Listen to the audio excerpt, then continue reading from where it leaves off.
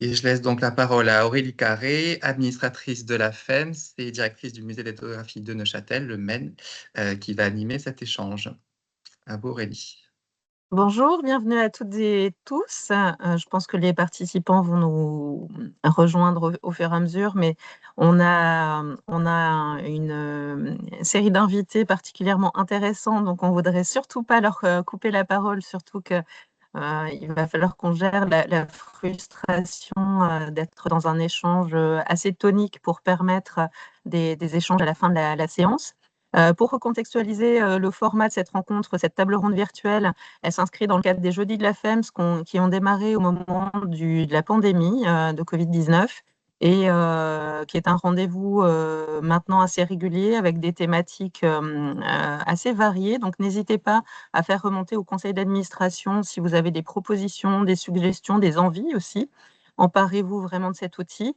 Et pour replacer très très rapidement, parce que voilà, je ne vais pas tenir le crachoir trop longtemps, le contexte de cette discussion, nous avions envie de pouvoir écouter, entendre partager les expériences de collègues qui gravitent plutôt autour de l'univers des muséums, donc des musées d'histoire naturelle, sciences naturelles. Enfin, on parlera aussi de ces questions de terminologie après, au musée mixte, qui pose plein de questions parce que la dernière décennie a marqué une intense phase de rénovation dans les musées d'histoire naturelle, l'émergence de grands projets. Donc là, on a la chance d'avoir plusieurs directeurs d'établissements qui sont carrément sur le pont, hein, je dirais, dans tous les sens du terme.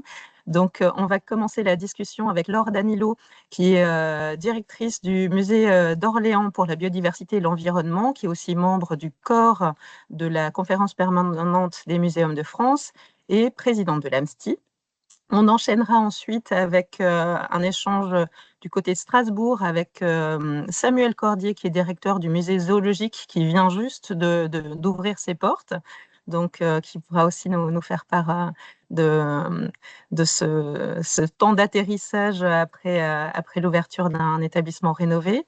On ira ensuite du côté de Lille avec Judith Pargamin, qui est actuellement donc aux manettes d'un musée en chantier, en travaux, fermé au public, mais avec énormément de chantiers en cours. Et enfin, nous achèverons ce temps de tour d'horizon du côté de Rouen avec Mathilde Schneider, qui est directrice du musée Beauvoisine et qui nous expliquera justement les enjeux de la fusion entre le musée d'histoire naturelle de Rouen et l'ancien musée des Antiquités.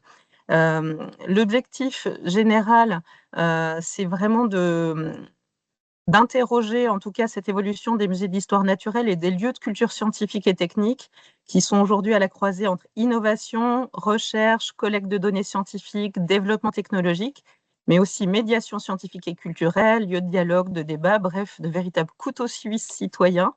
Donc, on aura l'occasion aussi de revenir sur le sujet. Et cette rencontre donc, est destinée à partager des expériences récentes donc, liées à des projets de transformation pour montrer comment ces établissements entendent relever de grands défis contemporains et dans le cadre particulier de la Fédération des écomusées, musées de société, de mettre en lumière aussi la manière dont les muséums partagent étroitement certaines questions, valeurs, enjeux avec les musées de société, tout en ayant des spécificités propres à leur mission scientifique et éducative. Voilà, donc j'en finis là pour céder la parole à Laure et lancer cette question sur les valeurs et enjeux partagés avec les musées de société dans la question des rapports au territoire, du débat citoyen, la question de la participation des habitants. Et donc, n'hésitez pas, comme l'a dit François, à relayer les sujets, les questions que vous voudriez voir abordées dans le cadre du chat, puisque on aura un temps d'échange dynamique après les différentes présentations. Voilà, Laure, je te cède la parole et je te remercie de ta présence en ce calendrier particulièrement chargé et joyeux anniversaire, joyeux 200e anniversaire au musée d'Orléans. Merci Aurélie et merci aussi d'avoir associé l'AMSTI et la CPMF à à ce projet de webinaire. Au tout début, j'ai été surprise de voir la FEM s'intéresser à faire un webinaire finalement sur les muséums et finalement j'ai trouvé, voilà, pour connaître un tout petit peu de l'extérieur votre association et votre réseau, que finalement c'était assez en phase avec les valeurs et les questionnements finalement, je pense, qui vous agitent beaucoup. Donc j'ai beaucoup de plaisir à pouvoir participer aujourd'hui, même si je m'excuse d'ores et déjà, je devrais vous quitter, je pourrais pas rester sur tout le créneau. Mais je pense en effet, ça fait longtemps qu'on se le dit entre femmes et CA6, je pense en effet qu'on a pas mal de choses à se dire. On a jusqu'à des membres qui sont au moins, alors sinon communs, au moins des typologies de membres en commun, comme les écomusées, comme les musées techniques ou industriels. Et je pense vraiment qu'il y a derrière cela des choses qu'il faudrait qu'on creuse davantage. Et donc, voilà, je vous remercie de cette initiative de pouvoir aborder le sujet là sur l'angle des muséums et plus largement de la CSTI. Peut-être avant de parler du Muséum d'Orléans, quelques mots effectivement sur donc l'AMSTI, qui est une association qui fédère les acteurs, actrices de la CSTI, donc de la culture scientifique, technique et industrielle. Euh, autour de cet enjeu finalement de partage des savoirs, de partage des méthodologies scientifiques. Et de plus en plus, on pense vraiment cette notion de partage des sciences sur toutes les sciences. Historiquement, on a souvent l'image de la culture scientifique qui est uniquement sur le sujet des sciences dures, dites dures, molles, ou enfin là, il y a toute une terminologie. Mais plus largement, la science, vue comme un outil descripteur du monde qui nous entoure, elle peut s'intéresser à tous les sujets, que ce soit du monde naturel, qui va plutôt être le prisme dans les muséums, pardon, d'histoire naturelle, mais aussi sur les questions technologiques, sur les questions sociales et de société, puisque du coup des sciences s'intéressent aussi à ces questions-là. Et finalement, ces sujets et ces enjeux rejoignent de plus en plus les propos des acteurs de la culture scientifique, technique et industrielle.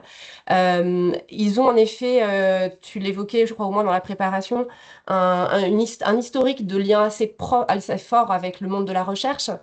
Les muséums en particulier, je dirais, parce qu'ils ont aussi des collections qui sont mobilisables et mobilisées par la recherche scientifique. Ils ont aussi parfois des expertises naturalistes scientifiques qui sont aussi complémentaires de celles dans les universités. Et donc, effectivement, ça entretient, d'une manière différente suivant les lieux, mais ça entretient des proximités assez importantes dans cette interface entre recherche et société et entre science et société finalement. Euh, donc ça, je dirais que c'est un peu un historique de comment est-ce qu'on a pu fonctionner de ces liens. Mais en parallèle, on a aussi bien en tête tous et toutes que la société évolue et les usages et les attentes évoluent aussi. Et je dirais que on m'en a plein, je ne vais pas tout lister, mais j'ai voulu retenir trois points qui me paraissaient importants parce que vraiment de plus en plus prégnants aujourd'hui. D'une part, cette question de science qui s'intéresse à tous les sujets, qui peut de fait éclairer des sujets de société, donc éclairer la prise de décision.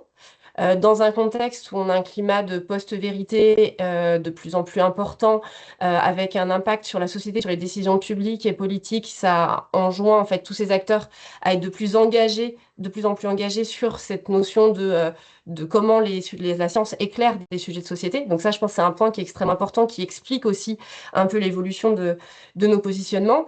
Un autre sujet qui est lié, qui est la prolifération de l'information, et donc de cette infodémie, ou comment aujourd'hui on arrive à naviguer avec sens critique dans ce flot d'informations. Et de plus en plus, les acteurs de la culture scientifique travaillent à ces questions d'éducation aux médias de l'information, questions d'esprit critique, et de travail autour de la démarche scientifique qui fait partie aussi d'outils pour répondre à cette infodémie et à cette prolifération, je dirais, d'informations, de faits, d'opinions, tout cela bien mélangé. Et puis, bien sûr, il y a un souhait de considération, je dirais, au-delà même de la participation. Je pense qu'il y a un souhait de considération de la part des habitants, des citoyens, qui est de plus en plus pris en compte, en considération par les institutions. Et je voulais prendre l'exemple, parce que du coup, ça avait été évoqué aussi, des sciences participatives, parce que les sciences participatives, ça fait effectivement partie d'outils qui sont à disposition de l'univers de la culture scientifique, mais plus largement, enfin plus anciennement mobilisés par les muséums d'histoire naturelle. Et là, je remonte même à quelques siècles avant l'existence de Viginature portée par le Muséum national. Ce même établissement a de longue date donné des sortes d'instructions finalement aux voyageurs qui partaient en expédition pour déjà, il y a quelques siècles, collecter des éléments du monde naturel et les ramener finalement à Paris. Et donc, c'est des traditions qu'on vu, qui sont renouvelées finalement ces dernières décennies et qui permettent à la fois aux chercheurs d'avoir un regard beaucoup plus large sur d'observations bien plus importantes que ce qu'ils pourraient avoir s'ils étaient juste eux-mêmes. Mais au-delà de ça, ça permet aussi d'impliquer, d'engager d'autres citoyens dans la démarche scientifique, dans la recherche. Et c'est maintenant beaucoup vu aussi comme une petite sensibilisation, en fait. Donc on voit que cet objet-là des sciences participatives, il a plein d'enjeux qui se rassemblent, et de manière encore plus récente, avec l'émergence de ce qu'on appelle les SAPS, les sciences avec et pour la société, portées par le ministère de l'Enseignement supérieur et de la Recherche. Cette notion de sciences participatives et même de recherche participative, où là, en fait, le participant n'est pas juste collecteur, mais il est vraiment impliqué y compris dans la définition de la question de recherche. On voit que ce sont des choses qui prennent de plus en plus leur essor, même si, faut être lucide, ça concerne malgré tout une petite partie de gens qui peuvent bénéficier de ces approches-là. Donc voilà peut-être pour une introduction, je dirais, un peu globale sur la partie AMSTI et paysage. Et puis je vais vous dire quelques mots rapides quand même sur le Muséum d'Orléans. J'ouvre juste la présentation.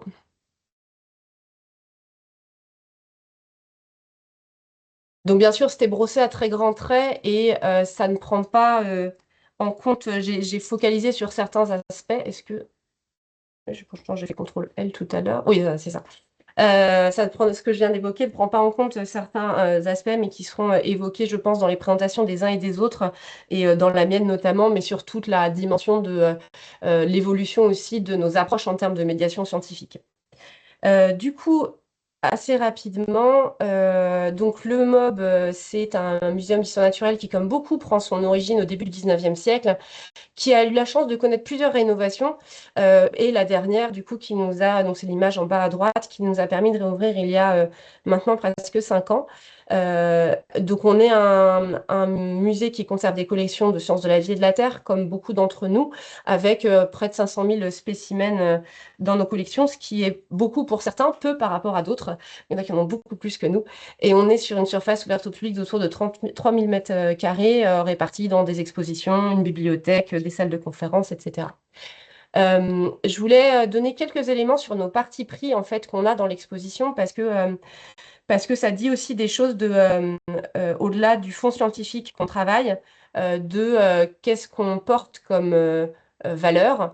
Et donc, on a notamment cette question de la place de l'humain qui est très présente en fait ici, avec cette idée de pouvoir considérer l'humain comme faisant partie du vivant, mais au-delà de l'intellectualiser, de vraiment le mettre de manière concrète dans nos expositions, et d'essayer de faire le plus possible attention pour éviter l'anthropocentrisme ou l'anthropomorphisme. Donc, on sait que forcément, on va avoir tendance à voir les choses par notre prisme, de notre regard humain, et c'est normal. Mais comment est-ce qu'on essaye de se décentrer pour essayer d'avoir une vision plus juste, finalement, du monde qui nous entoure, plus en phase avec les réalités, je dirais, de chacune des espèces. Un autre sujet, c'est sur le décloisonnement des collections et des disciplines, des choses qu'on va voir dans beaucoup de muséums qui se rénovent, où on n'est plus forcément dans une succession de galeries typologiques, où on va avoir la minéralogie d'un côté, la botanique de l'autre, etc., etc., même si on peut retrouver ce genre de choses dans certains morceaux de présentation de certains muséums. Mais ici, du coup, on a fait le choix de vraiment partir d'un sujet scientifique et de mobiliser les collections dont on avait besoin pour parler de ce sujet. Et puis quelques engagements qui peuvent paraître assez anecdotiques, mais qui, je trouve, disent aussi un petit peu de comment est-ce qu'on se positionne comme un musée qui a des choses à dire à sa société, pas que dans les sciences qu'il diffuse. Cet exemple, je vous en mets deux ici. À gauche, c'est quelque chose qu'on a dans le musée sur les biais cognitifs, où on parle du biais de simple exposition. Donc, ce biais qui est que plus vous voyez quelque chose, plus vous avez tendance à vous y habituer, voire à y adhérer. CF, les campagnes électorales ou publicitaires. Donc, nous, on a fait notre propre campagne sur le tardigrade. Mais voilà, c'est pour alerter aussi, je dirais, sur des choses finalement dont on est victime tous les jours. Et puis, l'autre image que vous avez à droite, c'est ce qui est sur nos toilettes. Où on a longtemps essayé de trouver une manière de sortir des stéréotypes de genre dans l'annonce de nos toilettes et ayant buté sur la notion de bah oui, mais c'est aussi de la signalétique, donc il faut quand même que ce soit compris. On a fini par faire une signalétique qui est assez genrée, puisque du coup, il y a quelqu'un qui a une jupe et quelqu'un qui n'en a pas. Libre à nous de savoir si c'est le garçon ou la fille qui a une jupe, puisque du coup, on a ce petit message un peu fort au-dessus. Et à noter que on ne s'est jamais rien fait piquer dans le musée à part ces petites affichettes qu'on doit racheter régulièrement parce qu'on se les fait assez régulièrement piquer. J'aime à croire que c'est parce que ça plaît. Et puis du coup, le projet du 4 tiers, qui est un projet un peu particulier. Le 4 tiers, c'est notre 4e étage du muséum sur lequel on a un projet de création d'un tiers-lieu de culture scientifique qui est encore en cours de projet aujourd'hui parce qu'on a eu je dirais on n'avait pas de poste en fait humain sur ce projet au départ, donc il s'est monté un peu de briques et de broc. Aujourd'hui, j'ai quelqu'un à temps plein depuis peu, donc on va pouvoir avancer davantage. Mais en gros, c'est un espace où l'idée, c'est de pouvoir développer l'appropriation du public, de pouvoir avoir un partage de la gouvernance. Avec d'abord des partenaires, puis je voudrais qu'on puisse l'ouvrir au public, au moins sur la programmation, donc savoir sur ce qui se passe dans cet espace. Et on a une focale qu'on a mis depuis peu vraiment sur les notions d'esprit critique en lien avec la situation, je dirais, actuelle de notre société qui, à mon sens, en a cruellement besoin. Et donc, quelques images pour finir sur ce 4 tiers avec, pour vous donner un petit peu à voir, quelques espaces dans le 4 tiers, en fait, où on a nos salles de conférence, on a un espace café, on a un espace de ludothèque, on a bien sûr des espaces d'exposition, on a différents espaces de participation. Et on a souhaité travailler ces espaces en fonction des différentes postures que pourrait prendre le visiteur. Bien évidemment, après, il fait ce qu'il veut. Mais en tout cas, on a construit ce projet en imaginant qu'il serait plutôt dans une posture réflexive à tel endroit, plutôt dans une posture de détente à tel autre, plutôt dans une posture de débat encore à tel autre endroit. Et puis après, il y a la mise en vie finalement, et il y a la participation qui s'installe. Et donc, quelques photos avec ici un exemple sur notre mur de post-it, où vous avez tous les petits post-it, c'est les visiteurs qui les écrivent, et les grands, c'est nous qui répondons, où en fait, régulièrement, on va en équipe répondre aux questionnements de nos visiteurs. C'est quelque chose qui marche très très bien. Voilà, on peut détourner le classique mur de post-it. Notre ludothèque qui permet aussi à chacun de prendre un jeu de société, d'aller un peu où il veut sur l'étage pour aller jouer à son jeu. Donc ça, c'est pas grand-chose, mais je trouve que ça témoigne aussi d'une forme de redonner de la liberté finalement aux visiteurs. Donc ça, c'est la ludothèque en mode événement où du coup elle est pleine à craquer. D'autres espaces qui sont aussi qui invitent à se poser, à se détendre, à faire un peu ce qu'on veut. Un espace qu'on a pensé à la base pour en mode coin allaitement. Sans l'écrire, mais qui on est content parce que comme il est, je pense, assez bien pensé à l'écart, au calme, etc. Finalement, c'est aussi un endroit où une maman qui veut allaiter peut aller se poser, ou si on a envie aussi de se poser dans un pouf pour se détendre, on peut. Et puis peut-être pour finir, cette dernière photo, parce que je la trouve juste géniale, avec ce petit enfant qui a enlevé ses chaussures, et je trouve que c'est un peu le symbole. J'ai fait il y a pas longtemps un travail sur la communication du mob et sur un audit en fait là-dessus. Et en fait, l'image qui m'est venue, le vêtement qui me vient quand je pense au muséum, en particulier au 4 tiers, c'est des chaussettes, parce que je trouve que c'est assez symbolique de quand on est à la maison, quand on se sent bien, on peut être pieds nus, et l'idée d'être pieds nus au muséum m'a pas mal séduite. Voilà, du coup, je vous remercie pour Merci votre beaucoup. attention. J'enlève Merci. ça. Voilà. Merci Laure pour cette présentation qui était un survol, et je te remercie pour l'exercice quand même un peu difficile mais qui nous donne déjà énormément de matière à penser, en tout cas sur la question de la prise en compte, la considération des citoyens, comme tu le disais. Et la question des partis pris aussi, de la muséographie, va faire un lien parfait aussi avec Samuel, qui va maintenant nous parler du projet de rénovation du musée zoologique de Strasbourg, qui a rouvert ses portes le 19 septembre, c'est bien ça? Exactement.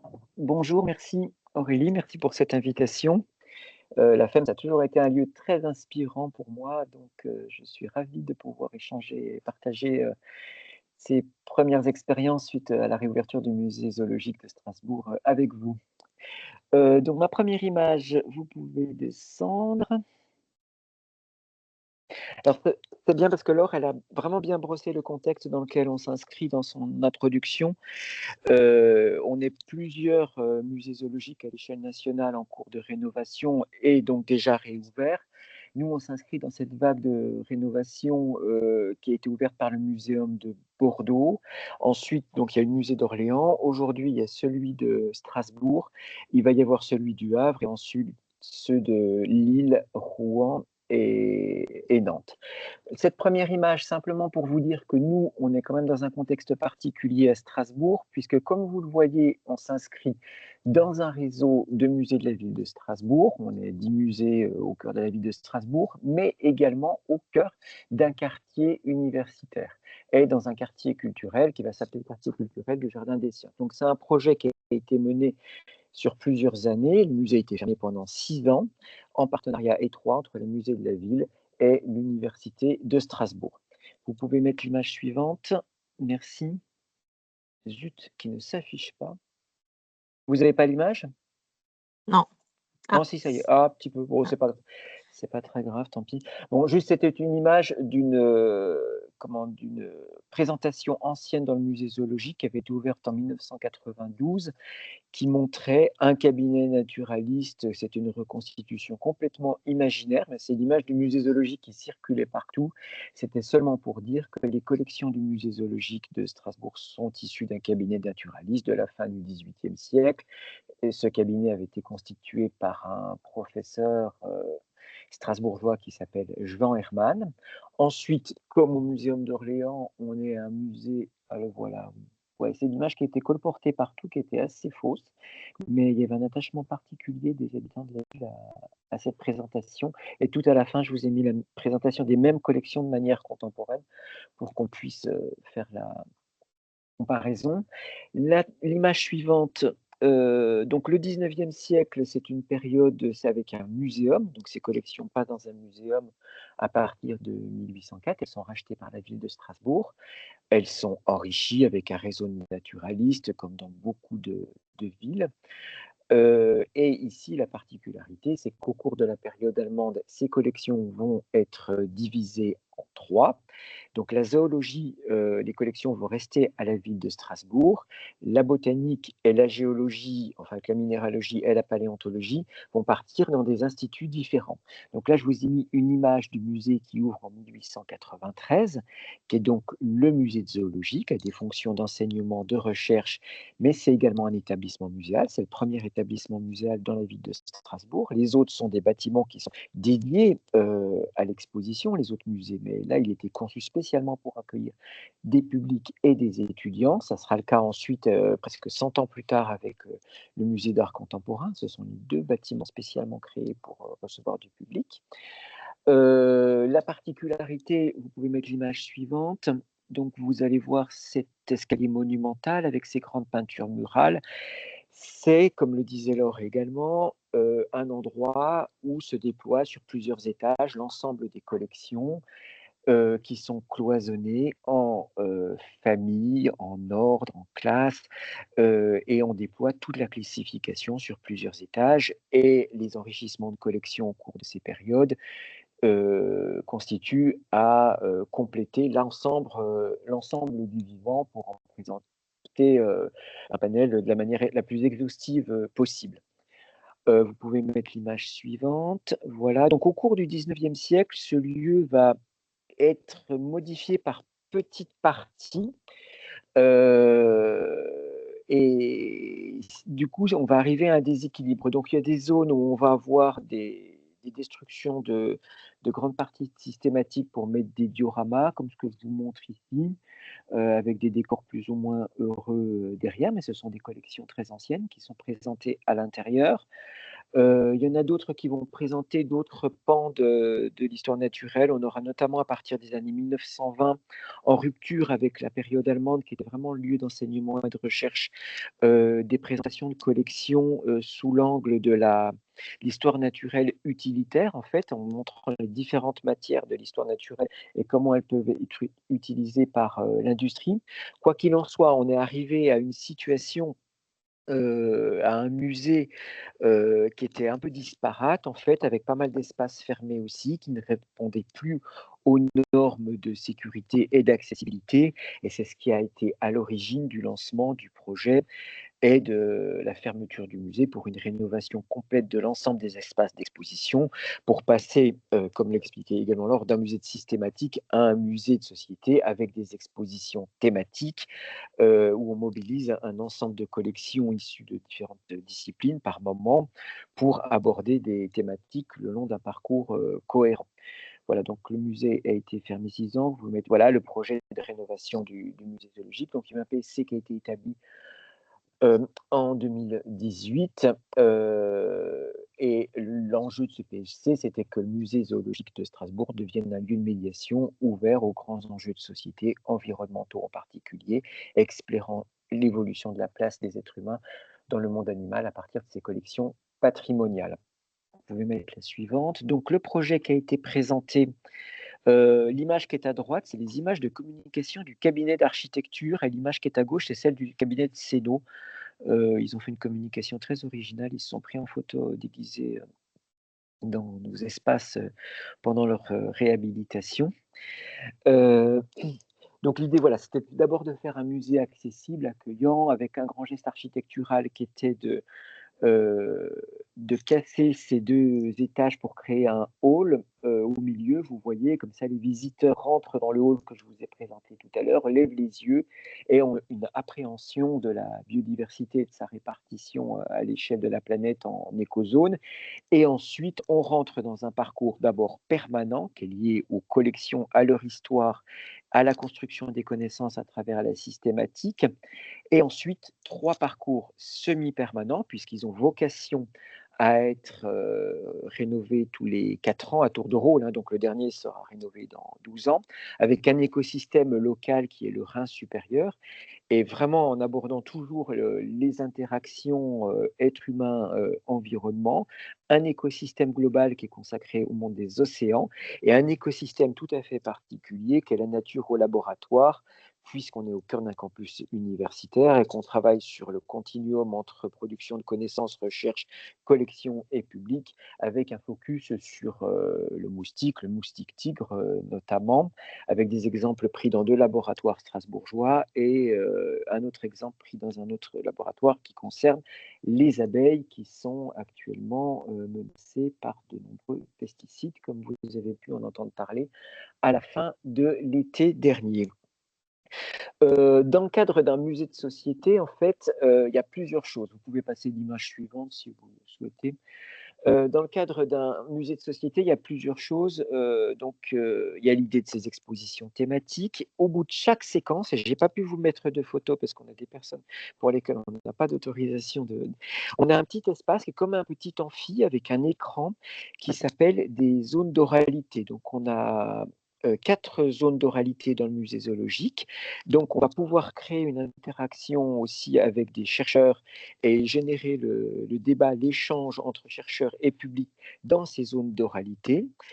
On s'est inspiré du Muséum de Bordeaux autrement et du Muséum d'Orléans pour la présence de médiateurs en permanence dans les salles. On n'a pas de personnel d'accueil et de surveillance dans les étages, ils sont seulement en bas, et autrement ce sont des médiateurs qui sont également formés à l'évacuation, qui sont présents en permanence dans le musée.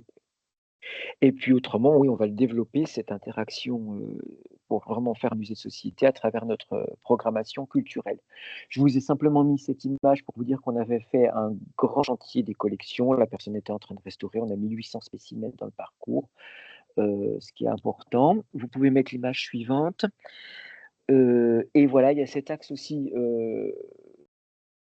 dans l'axe 3 évoqué dans la présentation de Laure, il y avait l'idée de sciences participatives, du souhait de considération des habitants et citoyens. Donc, on a développé une grande consultation auprès de 660 personnes dans le quartier, au centre-ville, vers la gare, auprès des étudiants, afin de composer des groupes de travail. Cette consultation s'appelait Musée zoologique et vous. L'idée, c'est de faire perdurer 3 de ces groupes, des personnes en situation de handicap, des voisins et un public familial afin qu'ils nous accompagnent dans la programmation culturelle, du musée, sur le long terme. On a également mis un mur sur lequel les visiteurs pourront interagir avec nous. C'était aussi un axe fort de cette transition vers un musée de société pour nous. Vous pouvez mettre les images suivantes, s'il vous plaît, merci. Voilà, c'est encore une image du chantier avec cet aménagement du hall de la biodiversité avec le positionnement et le remontage d'une grande baleine qui va être montée, qui va permettre aux visiteurs, quand ils rentrent, de lever les yeux vers ce spécimen et ensuite découvrir l'ensemble de la biodiversité. Découvrir l'ensemble de la biodiversité, vous pouvez continuer. Voilà le hall de la biodiversité. Vous pouvez continuer. Voilà le cabinet Hermann dans sa nouvelle présentation. Donc, on est vraiment un musée de collection et on commence par une histoire des collections et par leur rôle dans la construction des connaissances. Ici, on a opté pour une présentation très neutre des collections Hermann du XVIIIe siècle, en rupture avec le cabinet que je vous ai présenté tout début de l'exposé, parce que en fait, on ne savait pas comment il était présenté et on a souhaité vraiment valoriser les collections, l'objet. Elles ont fait l'objet d'une campagne de restauration importante et c'était important pour nous de la présenter de la manière la plus neutre possible. On rentre dans l'exposition permanente avec la première séquence qui est consacrée à la classification et à l'évolution des idées liées à la classification.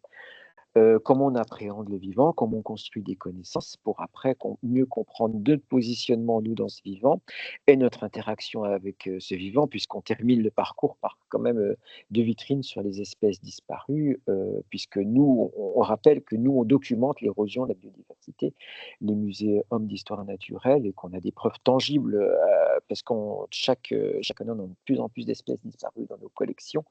Donc, c'est un peu l'idée de ce parcours. Voilà, l'histoire et on termine quand même sur notre rôle de documentation. Le deuxième espace du Rhin que je vous évoque juste avec cette image du diorama, qui est un diorama actif qu'on appelle cyclorama, puisque les images s'embobinent au cours d'une séquence, en fait, on a une boucle de 12 minutes. Et une deuxième partie sur le Rhin supérieur qui est liée aux aménagements du Rhin, aux parties réhabilitation avec à la fin un jeu de rôle où on aura le militant, le scientifique et le citoyen qui pourront débattre ensemble dans ce jeu de rôle sur des réintroductions d'espèces. Là, c'était la partie Rhin, vous pouvez continuer. Et je pense que j'ai tenu le délai, c'était bon? Voilà, je Merci. pourrais répondre à vos questions. Ça va, je n'ai pas été trop long? Non, non, c'est parfait, Samuel. Je te remercie infiniment. Un grand merci pour votre écoute. Tu as lancé plein de pistes très, très intéressantes, mais je propose qu'on passe directement à la présentation de Judith, parce que je pense qu'il y a des échos qui sont en train de se dessiner très clairement entre vous. Donc, Judith, je te cède la parole. Merci beaucoup. Alors, je partage mon écran. Est-ce que vous voyez apparaître ma présentation? Oui. Eh ben, c'est parfait. Donc, moi, je vais vous parler encore d'un musée d'histoire naturelle, le musée d'histoire naturelle de Lille. Alors, j'ai mis comme titre du musée d'histoire naturelle de Lille au Muséum de Lille Sciences et Société, parce qu'un point important de la rénovation de cet établissement qui est donc en cours, on s'apprête à débuter le chantier dans quelques mois. Elle s'accompagne d'un changement de nom qui était assez significatif. On s'appelait, j'allais dire traditionnellement musée d'histoire naturelle, pas muséum, même si beaucoup de Lillois nous appelaient muséum. Et on a eu des grands échanges parce que le nom d'un musée, c'est quand même quelque chose de significatif, que notre ancienne maire s'était projetée avec un nom, avec des mots qui avaient des sens pas toujours, enfin, qui avaient pu, enfin voilà, dont le sens avait été dévoyé, en tout cas politiquement. Et puis voilà, il y a eu un long travail avec un comité scientifique et on part vers ce nom, Muséum de Lille, Sciences et Société, parce que finalement, je pense que ça fait longtemps qu'on l'est et qu'on l'assume, mais là, on voulait le dire. On est un musée de sciences et de société, on est un musée de société et c'est important. Alors, quelques éléments rapides sur le musée. C'est un musée qui a des collections très diverses. Bon, comme beaucoup de muséums, on a quand même la particularité, en plus de collections numériquement importantes et scientifiquement importantes d'histoire naturelle, c'est-à-dire de la zoologie et de la géologie, d'avoir 2 collections qui traitent plutôt des sciences humaines, une collection d'ethnographie extra-européenne. Et à ce titre, j'allais dire, c'est quelque chose qu'on retrouve classiquement dans les muséums, avec 13 000 œuvres et objets. Mais on a aussi une collection de sciences et techniques, c'est-à-dire un ancien musée industriel et commercial du territoire lillois, dont la gestion a été transférée en 1990, à peu près en même temps que le musée d'ethnographie d'ailleurs, qui n'était pas constitutif des collections du musée d'histoire naturelle. Et ce regroupement, qui était une décision politique, avait pour ambition justement de créer un musée qui traiterait, alors à l'époque on disait le rapport homme-nature, mais en tout cas on a gardé cette ligne forte dans notre projet. Voilà, comme tous les musées, on exposait qu'une très faible partie de nos collections, et puis on avait une programmation dynamique d'expositions, de concerts, de conférences, d'anniversaires. Voilà, c'est un musée qui en 2022-2023 flirtait avec, enfin dépassait les 150 000 visiteurs, donc voilà, une fréquentation très satisfaisante pour nous.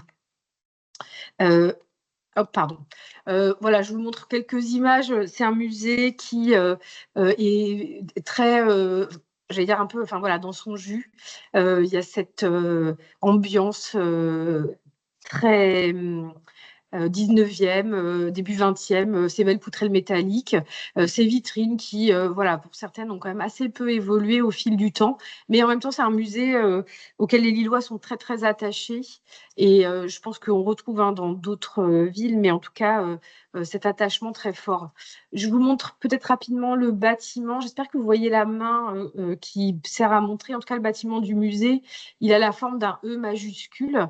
En fait, on a récupéré l'usage de cette aile le long de cette rue Gosselet en 2020, qui nous a permis de faire une première phase de travaux.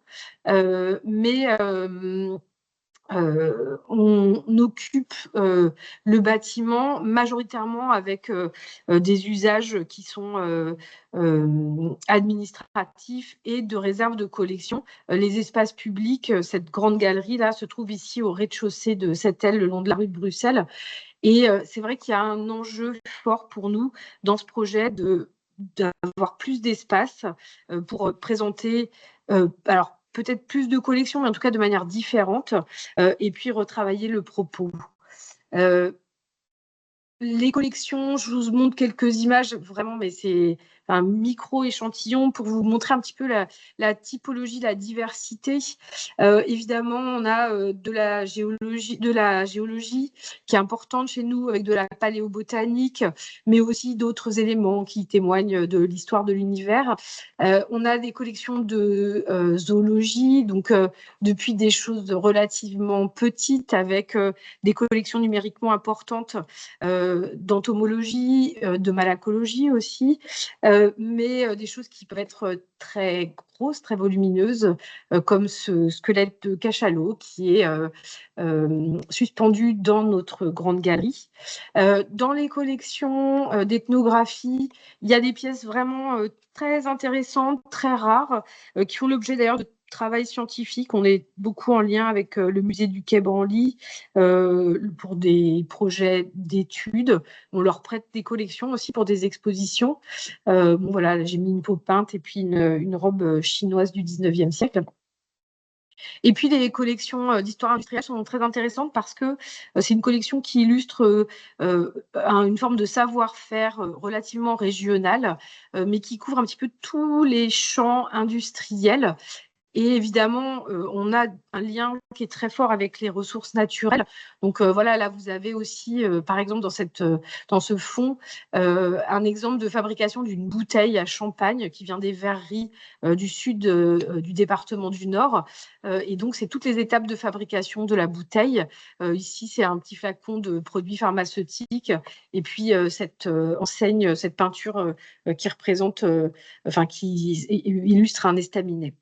Voilà, donc l'objectif pour nous, c'est vraiment que toutes ces collections se répondent pour voilà, donner un discours vraiment beaucoup plus uni sur l'humain et sa place dans la nature, et voilà, et pas rester sur une juxtaposition de fond, ce qui a quand même été un petit peu posé initialement et qui a été je dirais quelque chose dont il a été difficile de sortir. Donc, sur le projet du musée, donc le musée a un projet scientifique et culturel qui a été voté fin 2021. Et du coup, dans les axes forts, donc on a décidé que on arrêtait de parler des collections, voire même quand je suis arrivée, on disait les musées scientifiques regroupés au sein du musée d'histoire naturelle. Donc c'est une collection d'anthropologie culturelle et d'histoire naturelle qui illustre la manière dont l'être humain habite le monde, habite la nature, habite l'environnement. On a évidemment très envie de donner à comprendre la démarche scientifique et la construction des savoirs. Ça a déjà été dit, donc je ne vais pas insister dessus. Et ça pour tout type de visiteurs. C'est un musée qui a une fréquentation quand même majoritairement familiale et locale. On a quand même beaucoup aussi travaillé pour faire venir ou revenir des jeunes adultes qui, en majorité, connaissaient le musée puisque ils le visitaient petit, mais aussi tout un public étudiant, parce que Lille est une grosse ville étudiante. Et puis, on a aussi travaillé sur des publics vraiment spécifiques, et notamment parce que aussi la ville de Lille nous encourage à travailler sur beaucoup de publics dits vulnérables.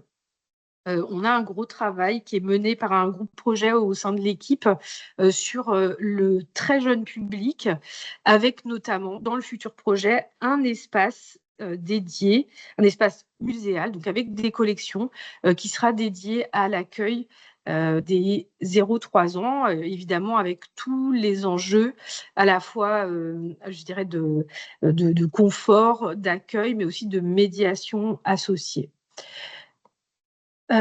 Sur les travaux qui vont avoir lieu dans le bâtiment, dans les grandes lignes, pour nous, il y a des enjeux de réhabilitation du bâtiment. C'est un bâtiment ancien, évidemment, de repenser des circulations dans le bâtiment. C'est un bâtiment qui est très complexe dans ses usages. On veut aussi rendre visibles 2 salles de réserve, alors des réserves de collection de géologie pour lesquelles les conditions de conservation sont moins strictes que pour d'autres types de collections. Proposer des nouveaux espaces, notamment pour les expositions temporaires, un espace forum qui sera un espace de programmation et de débat dont je reparlerai un petit peu plus tard, et ce fameux espace pour les tout petits qui s'appelle le nichoir. On a demandé dans le cahier des charges à conserver aussi des éléments de muséographie existantes parce que, encore une fois, cette salle, elle est tellement marquée qu'elle est un élément patrimonial en elle-même. Et d'ailleurs, de manière générale, on est très attentif au caractère patrimonial du bâtiment. On a aussi, vous voyez, des très belles peintures murales, alors monumentales, hein, on ne se rend pas compte, mais ça fait 4 mètres de haut à peu près, cette peinture, qui représente des cartes géologiques qui ont été peintes au début du XXe siècle. Et voilà. Et puis, sur le travail sur le bâtiment, on a des dysfonctionnements hérités d'un bâtiment de la fin du XIXe siècle qui n'a jamais été réhabilité. Et donc, il n'y a pas d'ascenseur, les espaces de travail ne sont pas forcément adaptés. C'est un ancien bâtiment universitaire. Et puis, on a vraiment des choses à améliorer. Donc, c'est tout l'enjeu et c'est tout ce qu'on a mis dans notre programme muséographique. La transformation du bâtiment, donc je vous ai montré tout à l'heure ce bâtiment en forme de E, on le revoit ici sous un autre angle. On va déconstruire des extensions postérieures au bâtiment original qui voilà, ferment beaucoup les cours et sont en termes d'usage finalement pas du tout adaptés. Et on va venir recréer ici cette grande extension qui aura pour vocation de recréer des circulations à la fois au rez-de-chaussée pour aller de cette aile qui n'est pas aujourd'hui connectée par l'intérieur aux espaces d'exposition au rez-de-chaussée ici, et surtout ces étages qui sont enfin, ils sont tous les trois au même niveau, mais qui ne sont pas connectés par des niveaux de plancher dans l'autre aile ici, qui est le long de la rue de Bruxelles. Et donc, voilà, le projet, alors c'est un projet qui est proposé par notre architecte mandataire, qui est Snoeta Studio, donc à Paris, qui est donc un bureau d'une grande agence d'architectes norvégiens, qui sont accompagnés par GSM comme scénographe. Alors, enfin, GSM depuis peu, initialement, c'était les ateliers Adeline Rispal, mais dont le projet a été repris par GSM suite à la fin d'activité d'Adeline Rispal. Et puis voilà, je ne vais pas rentrer dans le détail sur le reste de l'équipe, mais une équipe assez solide.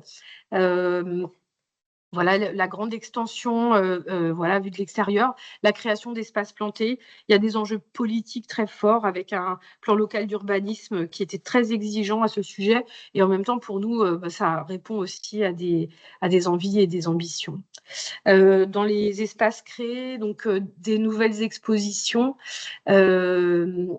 une nouvelle exposition, un nouvel espace d'exposition temporaire qui va être situé, alors je remonte, hop, situé au dernier étage de cette aile. Actuellement, on avait 200 mètres carrés d'espace d'exposition.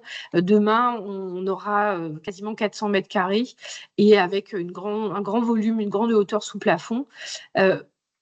L'équipe travaille sur l'exposition de réouverture puisque cet espace d'exposition temporaire, il est important. L'exposition temporaire est importante dans le projet du musée. L'idée, c'est vraiment de traiter de manière transversale un sujet de société en s'appuyant sur les 4 collections. Vraiment une envie de transversalité très forte.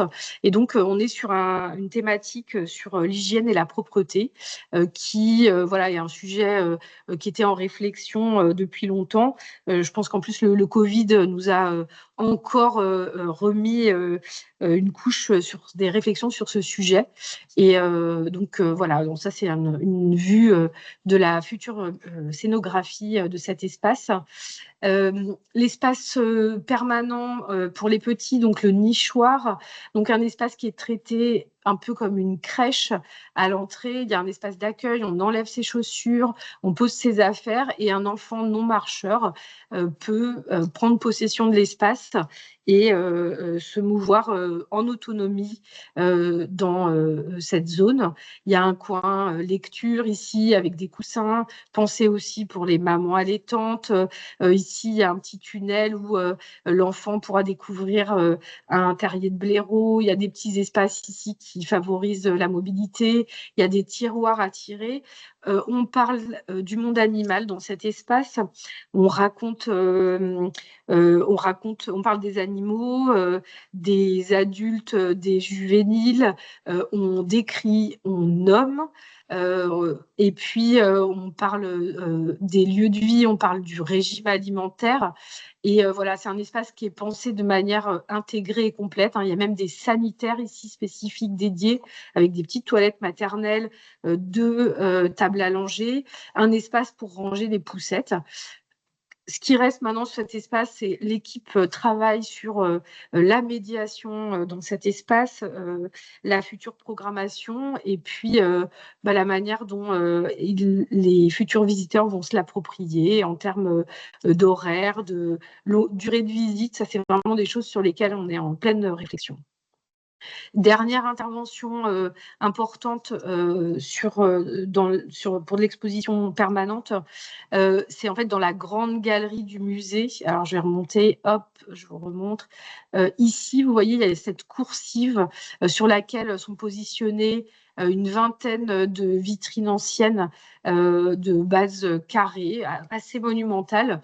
Aujourd'hui, elles sont remplies beaucoup de spécimens d'oiseaux et avec des présentations qui ont très peu évolué dans le temps et qui sont très peu accompagnées de médiation, voire pas du tout. Donc l'objectif, ça va être de refaire ces vitrines où on avait souhaité initialement les restaurer, mais c'est trop compliqué. Le bâti ne pourra pas supporter des verres adaptés et à la sécurité des visiteurs et à la sécurité des collections et aux bonnes conditions de conservation. Donc, on va refaire ces vitrines et on aura ici toute une nouvelle présentation des 4 fonds, mais une présentation qui va vraiment reproblématiser la question du musée, la nature des collections, la manière dont elles sont acquises, voire dont elles sont fabriquées pour tout ce qui est naturalisation, et la manière dont ces collections ouvrent sur plein de questionnements, le biais de collecte, sur représenter la nature avec des objets parfaitement artificiels, sur les questions aussi d'acquisition dans des contextes politiques différents, notamment autour des collections d'ethnographie. Enfin voilà, tout un discours qui va aussi, qu'on va appeler le musée mode d'emploi et qui a quand même pour objectif de problématiser un petit peu le reste de la visite de l'établissement. La vue sur les réserves, donc voilà, avec 2 espaces de vue sur ces fameuses réserves de géologie. Alors, je vous rassure, il n'y a pas de squelette de dinosaure, c'est le scénographe qui c'est un peu, je veux dire, voilà, qui a pris des libertés. Et puis des lieux de programmation, notamment cet espace du forum. Donc c'est un espace qui va avoir une double fonctionnalité. Un premier espace avec des gradins mobiles qui permettront de faire des conférences, des débats, des projections, avec ici une vitrine où sera présentée des collections. L'idée initiale, c'est vraiment que dans cet espace, on ait un lien aussi avec le fonds de collection. Initialement, je rêvais un peu d'un lieu de consultation, de collection, à mi-chemin entre la bibliothèque et la salle de réserve. Bon, ça marche pas pour tout un tas de raisons, mais en tout cas, on a gardé cette envie. Et puis, dans une deuxième partie de la salle qui n'est pas visible, mais qui se trouve ici derrière une cage d'escalier, on va avoir des espaces plus d'ateliers, de pratiques. L'idée de ce lieu, c'est de travailler une programmation avec des partenaires du territoire. On ne veut pas que ce soit un lieu de programmation uniquement descendante et prescrite par le musée, mais de travailler avec des partenaires, alors de l'enseignement supérieur, des associations, d'autres lieux on va dire, d'industries créatives diverses. Et en tout cas, on est en train de réfléchir à la manière de faire vivre cet espace. Du coup, ça m'amène à quasiment une de mes dernières présentations, ma dernière diapositive, c'est la manière dont justement on travaille avec les autres et on prend en compte le territoire. Bon, je l'ai dit, du coup, je ne vais pas aller plus loin, mais on a un enjeu sur la manière dont on va travailler avec d'autres structures autour du forum. Et c'est un point sur lequel on va aussi recruter quelqu'un qui aura pour vocation de faire vivre cet espace. Et donc, c'est notre prochain enjeu.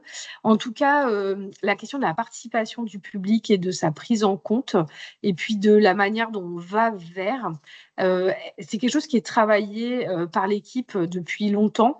Et donc, j'ai voulu vous montrer 3 petits exemples pour un petit peu raconter ce qui est aussi notre quotidien en ce moment dans ce musée fermé. Alors, peut-être juste pour vous redonner un planning un petit peu de là où on en est. Le musée a fermé ses portes au public le 1er avril 2024.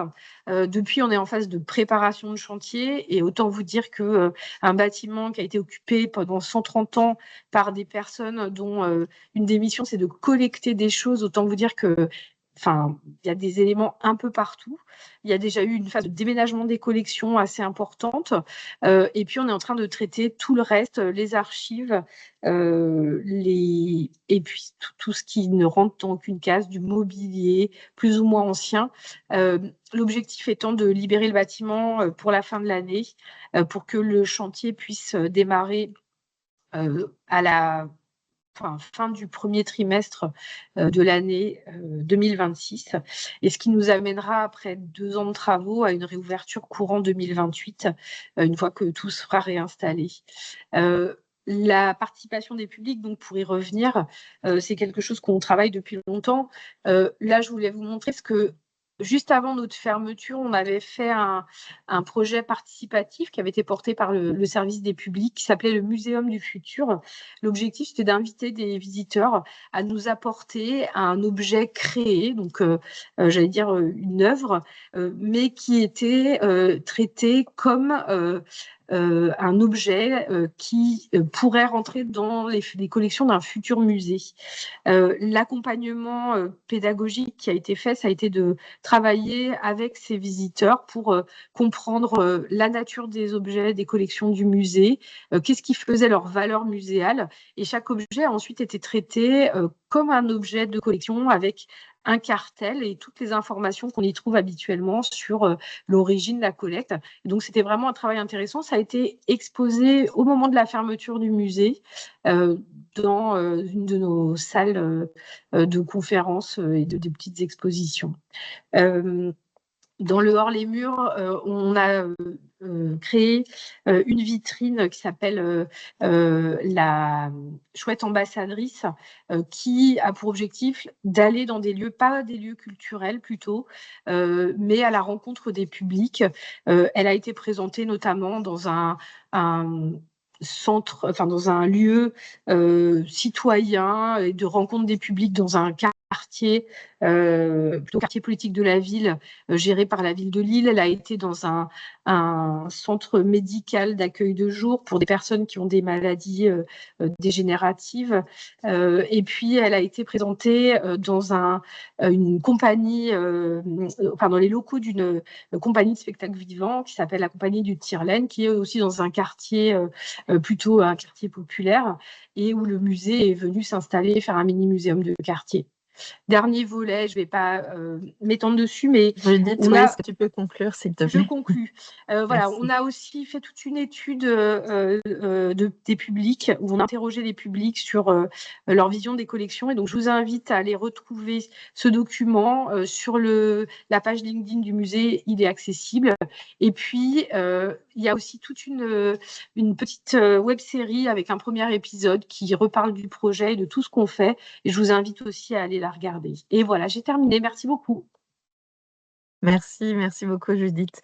Je vous propose qu'on achève maintenant notre tour d'horizon, donc ces projets qui articulent finalement dialogue entre bâtiments, projets scientifiques, décloisonnement des savoirs, enjeux d'ouverture au public très fort, comme on l'a vu avec ces différents projets de nichoirs, de forums. Il y avait le 4 tiers aussi tout à l'heure à Orléans. Donc, direction Rouen maintenant, où Mathilde Schneider va pouvoir nous présenter le projet Beauvoisine.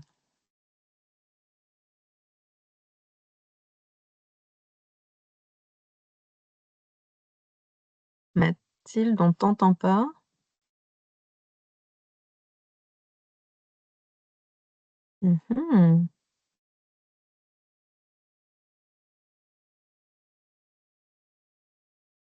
Alors, on voit bien le PowerPoint, en effet, Mathilde, mais on ne vous entend pas. Je ne sais pas si le micro est coupé.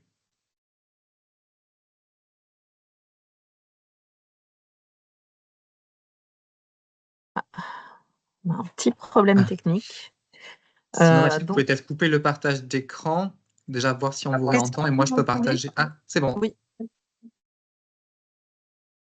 Parfait. Alors, pardon, je vais...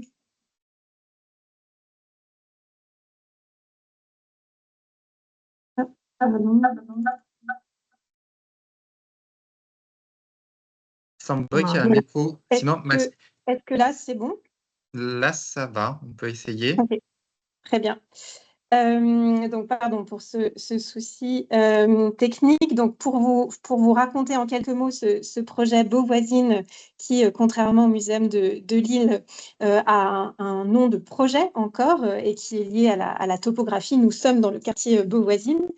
Et je ne vous referai pas l'historique du lieu en tant que tel, d'autant qu'il est assez proche dans ses grands principes de ce qui vous a été présenté par Judith et Samuel, l'enjeu de ce musée, qui n'est donc pas qu'un musée d'histoire naturelle, est de fusionner deux musées qui sont côte à côte, qui sont vraiment mitoyens et même intégrés dans un ancien couvent du XVIIe siècle, qui est donc le musée des Antiquités et le Muséum d'histoire naturelle, en vue vraiment de réécrire un nouveau parcours qui a fait l'objet d'un PSC validé en 2019, avec cet enjeu vraiment de faire corps avec le vivant, de redonner une place aux vivants humains, non humains qui nous entourent à travers les collections, et donc de poser un regard anthropologique sur l'ensemble des champs disciplinaires qui sont les nôtres, donc à la fois archéologie, histoire de l'art, objets d'art, sciences naturelles et ethnographiques, avec un enjeu et un ancrage très fort au territoire. Nous ne sommes pas un musée de ville, nous sommes un musée métropolitain, mais évidemment, historiquement, cette enclave de la métropole n'a pas trop de réalité. Et donc, lorsque nous parlons de notre territoire socle, il s'agit plutôt de la basse Seine normande, donc de Vernon au Havre. Ici, un petit aperçu des monuments historiques classés de l'ex-Haute-Normandie, juste pour vous donner un aperçu de notre territoire socle, dont les collections vont en réalité montrer une histoire bien plus dynamique que seulement celle de cette région ex-Haute-Normandie. Et c'est d'ailleurs le fil rouge du futur parcours, de prendre donc la Seine comme axe de navigation et de voyage pour aller de l'ultra-local à l'extra-international, notamment grâce aux collections d'ethnographie extra-occidentale et de sciences naturelles. Un ancrage aussi très fonctionnel, puisque lorsque nous avons proposé à notre tutelle métropolitaine le projet Beauvoisine, l'idée était que le projet et le musée de la commune centre dans ce quartier Beauvoisine, finalement, ne soit qu'une des facettes de ce projet et de ce musée, et de visibilité des collections.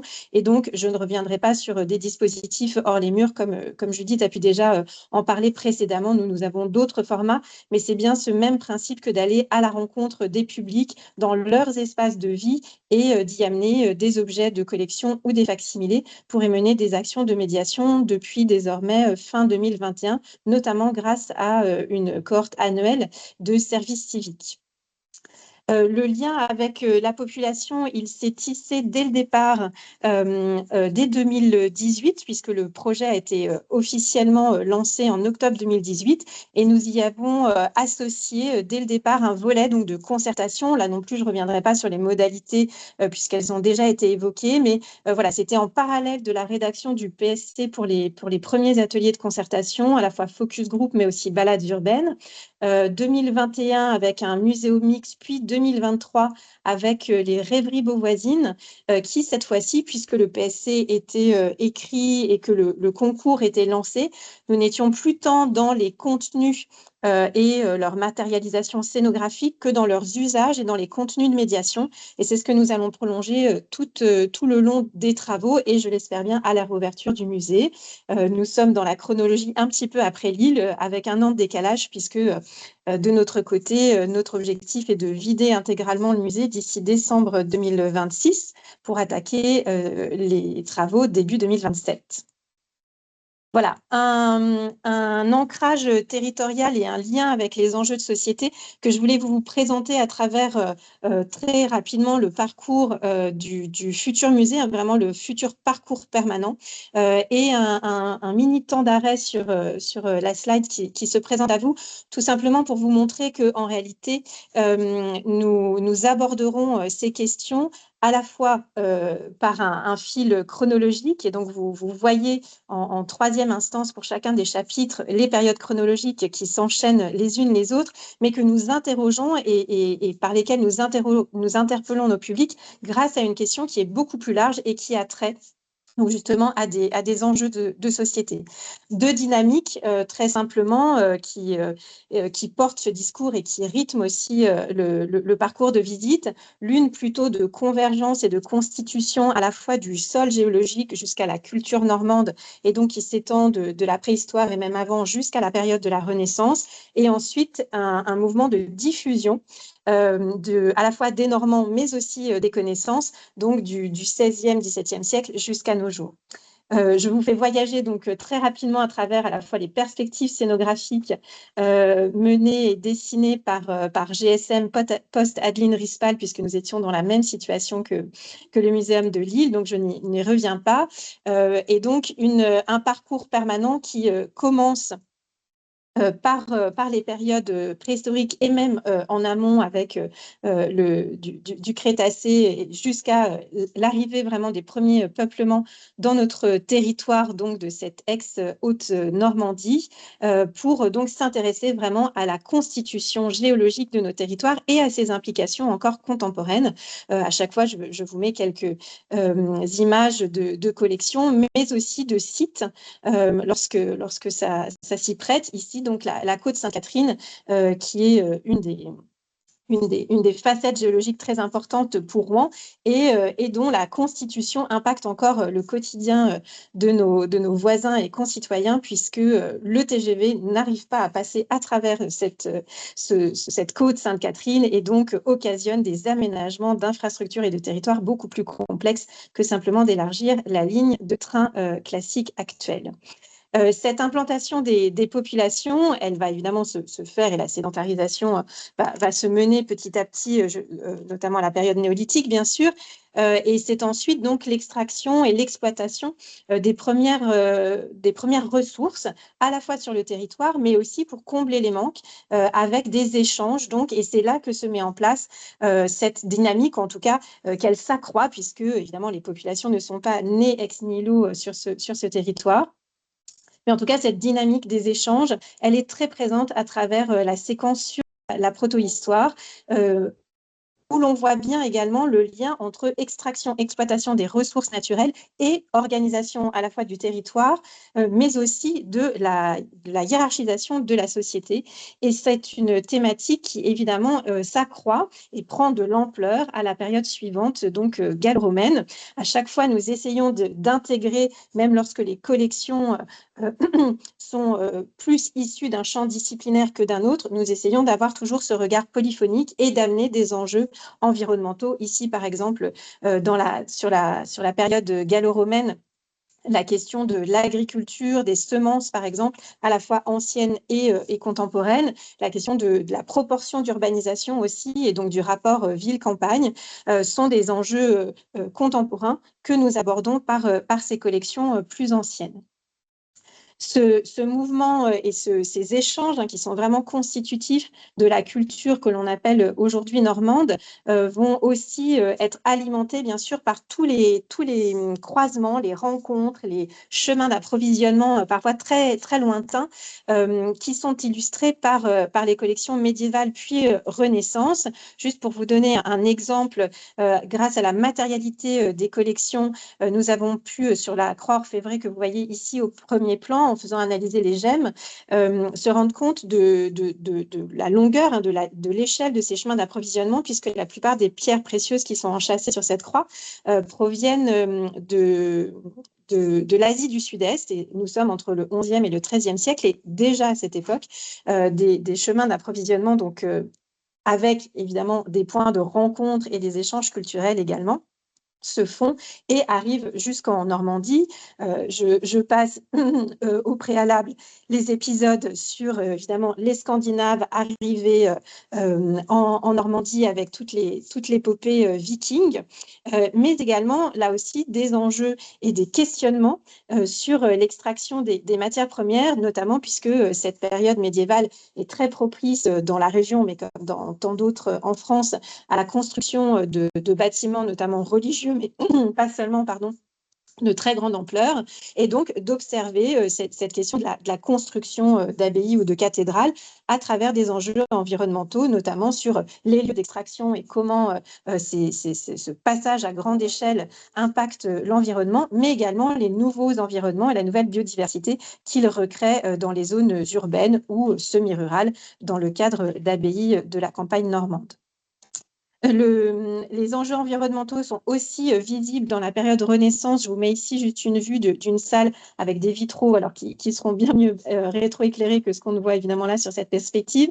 Mais juste pour vous donner un exemple aussi de comment la relecture de collections considérées jusque-là comme purement historiques ou artistiques, ces enjeux environnementaux vraiment donnent un nouveau regard et une nouvelle lecture et font vraiment le lien avec nos enjeux contemporains, puisque la Normandie atteint notamment un très haut degré de technicité dans cet art du vitrail à la période Renaissance, et que en réalité, ce perfectionnement est lié toujours aux matières premières présentes sur le territoire, et notamment à une gestion des forêts extrêmement scrupuleuse et régimentée depuis la période médiévale. Alors, on pourrait également étendre ce propos sur la question de la laine ou l'importation et l'artisanat de l'ivoire, évidemment grâce au port de Rouen. Nous entrons ensuite dans la deuxième dynamique, qui est cette fois-ci celle plutôt de diffusion, avec les Normands outre frontières, outre océan notamment, avec une séquence liée à la fois aux Normands au Brésil, en Amérique du Nord, mais aussi aux Antilles, dans le cadre bien sûr de ce qu'on appelait jusqu'à il y a peu le commerce triangulaire et la traite négrière. Ce commerce en réalité transatlantique, même international, puisque l'île Maurice et la Réunion sont aussi concernés.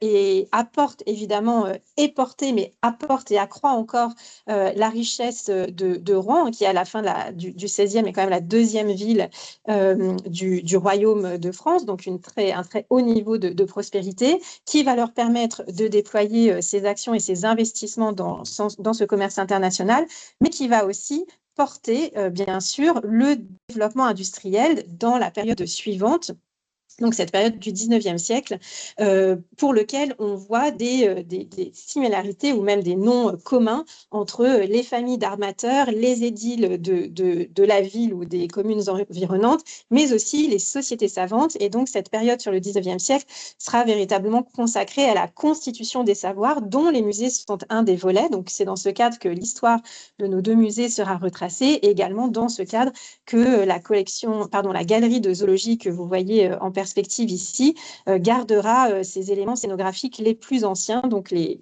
vitrines latérales et les coursives que nous souhaitions préserver, même si le discours à l'intérieur est réalimenté pour justement retracer l'histoire de ces savoirs, de ces enseignements pédagogiques. Vous voyez au premier plan un mini laboratoire de Félix Archimède Pouchet, qui était le premier directeur du muséum, et ainsi de retracer la façon dont le territoire s'est approprié les nouvelles thèses scientifiques, notamment à travers, bien sûr, le darwinisme, mais aussi une interaction très fonctionnelle avec le territoire, puisque nous y présenterons également de très nombreux échantillons et des exemples illustratifs de comment le muséum, notamment, a pu être source de réflexion et d'enrichissement de la réflexion sur une exploitation toujours plus optimisée de la nature à la fin du XIXe siècle. Et cette galerie sur l'évolution et une exploitation très fine des espèces naturelles nous amènera dans la dernière séquence, qui donc a trait plutôt à notre siècle contemporain, en passant par l'archéologie des périodes contemporaines, et notamment l'archéologie des poubelles, puis l'archéologie du futur. Donc, comment un archéologue dans 100 ans ou 200 ans, en découvrant ce que nous laissons derrière nous, qu'interpréterait-il de notre quotidien, et que comprendrait-il de notre quotidien réel ? Ce cheminement à travers les collections de sciences humaines et dures, comme le rappelait Laure tout à l'heure, nous conduit à ce grand dispositif que vous voyez à l'écran, qui est un buisson du vivant, cette fois-ci sous forme d'emboîtement. C'est sans doute a priori la première fois qu'on le présente en parcours permanent sous cette forme, donc un arbre phylogénétique, mais dans sa version emboîtement, dans lequel ce dispositif va permettre aux visiteurs de venir véritablement et physiquement prendre sa place au sein du buisson du vivant, pour se rendre compte évidemment de la diversité infinie de ce vivant, mais également des enjeux et des impacts de nos actions quotidiennes sur des plateaux portant des espèces naturelles qui pourraient soit avoir déjà disparu, soit être très menacés par nos modes de vie actuels. Et puis, également un passage par l'ethnographie contemporaine, puisque c'est un sujet qui avait été abordé par mon prédécesseur Sébastien Minchin, pour toujours rappeler à nos contemporains que même si la culture et la civilisation occidentale dominent désormais très majoritairement le monde, elle ne reste pas la seule, et qu'au contraire, énormément de cultures extra-occidentales sont toujours vivantes et vivaces, notamment à travers la création artistique, mais également les enjeux politiques qui sont les leurs. Et donc, nous y dédierons un espace d'exposition temporaire de manière à renouveler cette présentation des cultures extra-occidentales. Et puis, soit en début de visite, le visiteur sera amené à monter en haut de l'extension contemporaine du futur musée pour bénéficier d'un panorama à 360 degrés autour du musée. Vous voyez au fond une terrasse qui donne sur la ville de Rouen, et également sur tout le paysage environnant. Donc là aussi, des enjeux de déconstruction du paysage et d'explication sous différents regards, à la fois historiques, mais aussi biodives, traditions ethnographiques suivant les fragments du paysage observé. Et comme si ces paysages venaient à vous, vous le voyez à l'écran, donc des dioramas cette fois-ci contemporains avec des spécimens anciens de nos collections vont être créés de manière à véritablement donner à voir des échantillons de ces écosystèmes et de cette biodiversité, cette fois-ci beaucoup plus locale, à nos visiteurs, et qu'ils puissent ainsi davantage décrypter le paysage dans le cadre de leur vie quotidienne. Voilà, je m'arrête là pour ne pas dépasser mon temps que j'ai sans doute déjà excédé. Et pour finir, une petite diapositive pour vous dire que le rapprochement transdisciplinaire n'est vraiment pas nouveau, avec le fils du premier directeur du muséum, ici dans la cour du musée des Antiquités, et dans lequel ils se sont amenés à ramener un squelette de cochon. Voilà, je m'arrête là. Merci beaucoup Mathilde. Donc, si je me permets l'exercice périlleux d'exercer une synthèse en 3 mots et demi de vos différentes interventions, ce qui ressort vraiment, c'est la manière que vous avez de penser vos projets de musée et les développements comme des lieux pour penser le futur. Ça, c'est une dimension vraiment de projection dans l'avenir qui est très, très importante, avec à l'image des évolutions de la société qui est aussi plus globalisée, où l'élargissement du prisme territorial est assez considérable, avec les évolutions numériques également, une multiplicité des usages qui interroge aussi, qui n'est pas toujours facile, mais aussi des lieux de construction, la pensée critique. Ça, c'est quelque chose aussi, je trouve, qui ressort vraiment dans vos interventions. Je propose que les participants puissent commencer à se manifester, poser des questions, mais j'aimerais peut-être poser une première question, le temps que, que les uns et les autres se manifestent. Mathilde, donc vous avez parlé de regard polyphonique. Judith, tout à l'heure, tu as parlé de biais, de la question de la construction des biais. Laure avait posé les notions d'engagement, aussi de considération. Est-ce que Samuel, tu voudrais redire un petit mot des questions plutôt de gouvernance scientifique et culturelle, parce que les démarches d'enquête que tu as évoquées à Strasbourg étaient assez intéressantes. Et ma première question serait comment est-ce que dans les projections justement futures de vos musées, vous intégrez cet élargissement du champ des personnes habilitées à structurer un discours, parce que c'est quand même aussi ça l'enjeu, ce lien entre lieu de savoir, de construction de savoir, et en même temps lieu de partage, qui a été très très mis en avant par vos différentes interventions. Merci. Alors moi, il y aurait 2 dimensions à ta question. La première, elle est très institutionnelle, puisque comme je l'ai dit en introduction, c'est un projet qui est coporté entre la ville et l'université. Donc une grosse part de notre travail aussi, jusqu'à la fin de l'année dernière, ça a été l'établissement d'une convention domaniale, d'une convention de coopération, et là on travaille sur le règlement intérieur. C'est vrai que c'est moins visible, mais ce sont des documents qui nous ont mobilisé beaucoup de temps. Et en tout cas, dans la convention de partenariat, on a 3 comités, dont un comité de pilotage, on a un comité scientifique également, et puis un comité qui est beaucoup plus opérationnel. En tout cas, la définition des contenus et le travail sur le continuum entre la production de savoir sur le campus et les publics est bien discuté dans ce cadre. Et c'est vrai qu'on a projet d'aller peut-être vers des disciplines plus liées aux sciences sociales dans un premier temps, même si je ne peux pas m'avancer plus parce qu'on est en train de définir la date du premier COPIL qui sera à la fin du mois de novembre. Donc ça, c'est toute la partie très institutionnelle.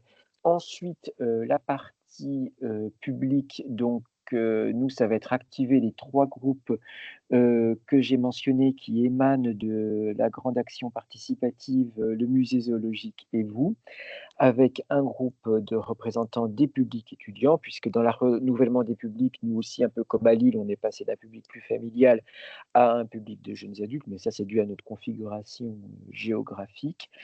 Le deuxième groupe, comme je le disais, donc les personnes en situation de handicap, et le troisième groupe, les personnes, les familles. Donc l'idée, c'est d'activer ces 3 groupes pour qu'ils puissent à la fois nous activer, comme je l'ai dit, sur la programmation culturelle et la définition des thèmes d'exposition. Même s'il faut bien qu'on reste, le plus important pour nous au départ de cette action, c'était de bien dire quels étaient nos champs, un peu comme à Rouen, nos champs de compétences et ce sur quoi on attendait les publics. C'est peut-être ça le plus complexe au départ. Il ne faut pas dire à ces groupes que ce seront eux qui choisiront. C'est des forces de proposition, on va travailler ensemble et on cheminera, on avancera ensemble comme ça. C'est peut-être ça le plus complexe parce que les personnes arrivent et se disent, bon, bah, c'est nous qui allons faire la programmation des expositions temporaires du musée. Non, on le co-construit. Et puis le troisième volet que je mettrais, c'est par rapport à nos campagnes d'acquisition. Comme tous les muséums, on a beaucoup de propositions de dons, hein, comme beaucoup de musées de société, souvent avec des indénombrables. Et là, on priorise très fortement sur le local et le domestique. Et aussi, c'est quelque chose qui est peut-être un peu nouveau. Voilà. Je tiens à dire aussi qu'on a une exposition temporaire de réouverture qui émanait un peu de cette réflexion, même si on ne l'a pas formalisée, qui est sur la biodiversité urbaine à travers 5 écosystèmes strasbourgeois. Donc, l'idée, c'était aussi vraiment de tisser un lien fort avec la population autour de ce musée et de voir comment on cohabite avec ces espèces qui sont parfois considérées comme nuisibles. Je ne sais pas si j'ai bien répondu à ta question, en fait. Oui, oui, merci C'est cohérent? beaucoup. Oui. C'est cohérent, je te remercie. J'ai vu la main de Monsieur Duclos se lever dans l'auditoire, donc si vous pouvez juste vous présenter et poser votre question. Oui, bon, vous m'entendez? Oui, parfaitement. Oui, bonjour et merci pour vos interventions. Moi, je travaille au Muséum de Nantes. Nous fermons dans 3 semaines maintenant et donc vos interventions font parfaitement écho à la situation qu'on vit. Moi, j'ai une question peut-être plus axée sur le volet professionnel. J'espère ne pas être hors sujet, vous me le direz. Je me posais la question de savoir si la refonte de ces muséums et de ces musées avait amené vous qui êtes responsable de structure ou de service, avez amené à repenser les échanges entre les services en charge de la conservation et les services des publics. Est-ce que vous avez remarqué de nouvelles formes de dialogue, des changements de pratiques, des enrichissements mutuels? Voilà, c'était une question plutôt professionnelle. Merci à vous. Judith?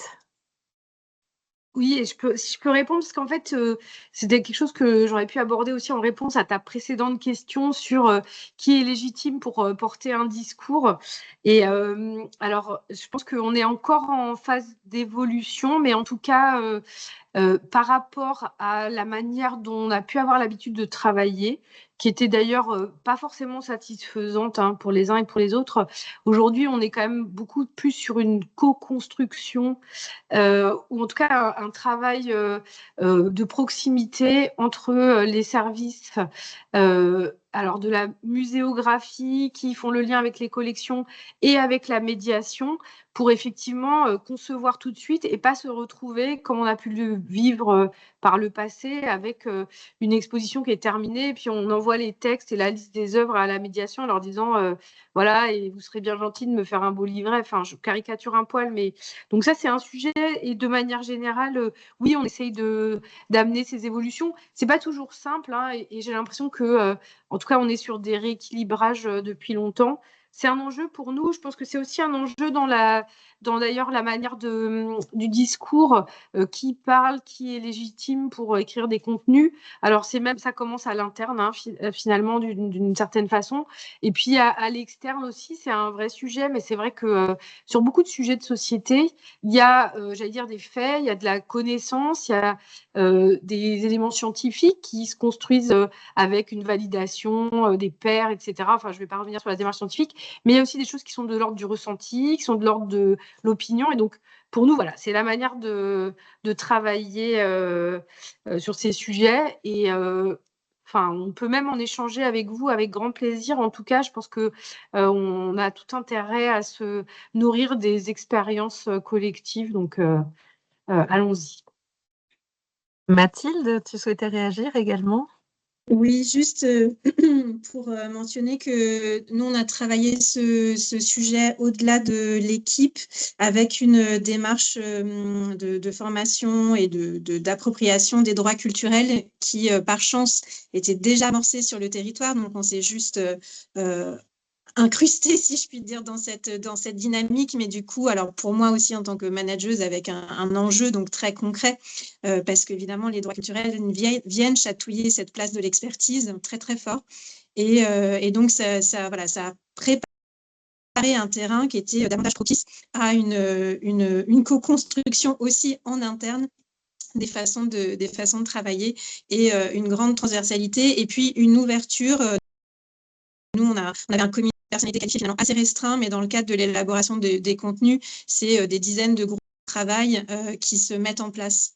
Et donc, voilà, la question de la place de l'expert ou de la place du conservateur versus le médiateur, elle est aussi fondue, du coup, dans ces entités multiples et beaucoup plus diversifiées. Merci beaucoup. Je donne la parole aussi à Monsieur Courtin du Compas de Chartres qui posait une intéressante question. Si vous souhaitez la relayer peut-être oralement, sinon elle est aussi écrite dans le chat. Oui, est-ce que vous m'entendez? Parfaitement, merci. Oui, bonjour, merci beaucoup pour vos présentations. Du coup, je redonne ma question. Certaines et certains d'entre vous ont mentionné que vous présentiez l'histoire des collections dans les nouveaux parcours permanents. Est-ce que vous pouvez préciser la manière dont vous le faites? Et est-ce que la contextualisation de la collecte des spécimens, notamment, en fait partie? Merci beaucoup. Moi, je veux bien répondre. Donc, je l'avais dit, hein, c'est dans cette exposition qui va être sur la coursive de la Grande Galerie, où on va aborder du coup ces 4 fonds de collection qui eux-mêmes sont des anciens musées avec leur identité propre.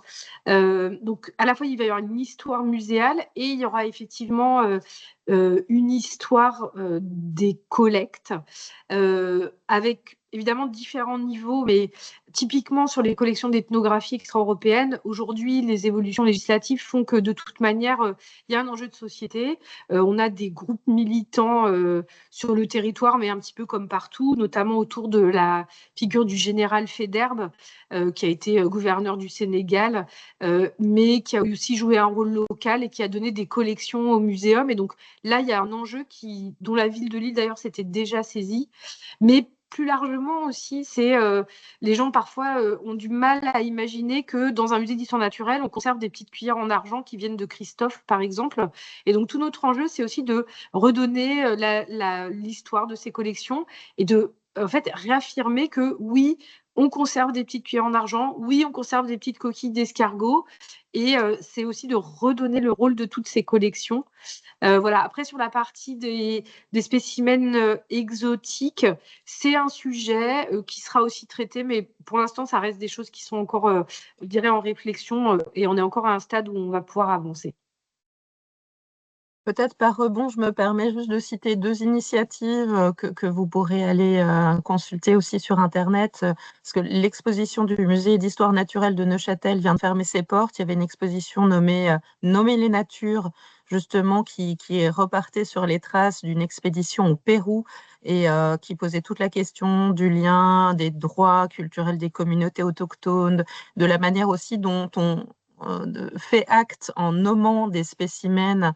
Voilà, on fait un acte, je dirais, arbitraire qui aujourd'hui est intégré dans des faisceaux de réflexion et de reprise de lien avec les communautés sources. Et le second projet aussi qui fait lien avec la contextualisation, la projection dans l'avenir qu'on évoquait tout à l'heure, c'est le projet en cours de musée d'histoire post-naturelle en Suisse romande. Et donc là, c'est la projection dans vraiment la manipulation génétique, etc. Et comment on sort de l'histoire naturelle classique pour interroger toutes ces nouvelles pratiques qui nous entourent au quotidien. Donc n'hésitez pas à aller voir leurs sites internet qui sont très intéressants. Je donne la parole à Ludmila, qui avait une question justement sur la diversité des espaces avec l'intégration des salles d'allaitement notamment. Je ne sais pas si vous vouliez en dire un mot directement. Oui, bonjour. Merci pour votre intervention. Je voulais savoir si ces espaces qui sont encore assez rares correspondent à une demande du public suite aux sondages qui ont été mis en place ou à vraiment une prise d'initiative de la part des musées. Je dirais les deux, moi, peut-être. J'ai pris la parole, excuse-moi, Judith, tu voulais parler? En tout cas, nous, on a mis en place un espace qui était pensé comme tel au départ. C'est encore pas salle d'allaitement, mais c'est un espace de calme, de repos, où les parents peuvent être avec leurs enfants, un espace qui est beaucoup plus lumineux, alors qui s'appelle pas comme à Lille, mais c'est le nid aussi. Enfin, c'est le nid. Vous, c'est comment déjà? C'est Le nichoir. le nichoir. Voilà, on est très proche. C'est à la fois quelque chose qui nous remonte, hein. On a mis des tables à langer partout, les toilettes aux tailles des enfants également dans certains espaces. Et puis, pour moi, c'était extrêmement important de considérer et d'avoir une offre, ce public, évidemment. Et ça marche très, très bien, en fait, même si, la salle qui a été entièrement décorée par une illustratrice jeunesse qui avait fait déjà donc des ouvrages, est très fréquentée, en fait, dans le parcours de visite. Les personnes ont vraiment besoin de ce lieu où s'asseoir, où se poser. On va mettre des nichoirs aussi qui seront, ils sont déjà installés même, dans les fenêtres qui permettront de voir, les oiseaux évoluer. Il y a des espaces où ils peuvent lire également, puis des gros fat boys, dans cette salle et en tout cas, elle répond réellement à une demande. Ça, c'est une certitude depuis l'ouverture, voici 3 semaines. Mathilde? Ah, ton micro est désactivé. Pardon.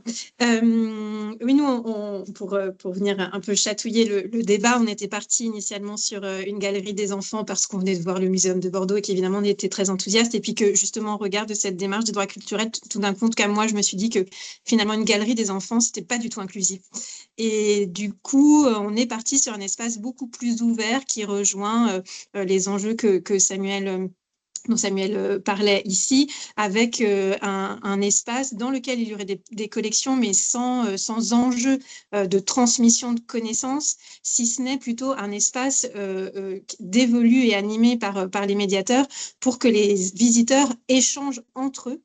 Et donc de créer du dialogue entre des personnes qui ne se connaissent pas forcément autour de collections, mais hors du parcours permanent et qui serait donc aussi un espace de refuge dans les premières instances de concertation qu'on avait menées. Nous, c'est le terme de safe zone qui était revenu très souvent et que le musée, dans l'imaginaire, est aussi une zone de calme et de refuge.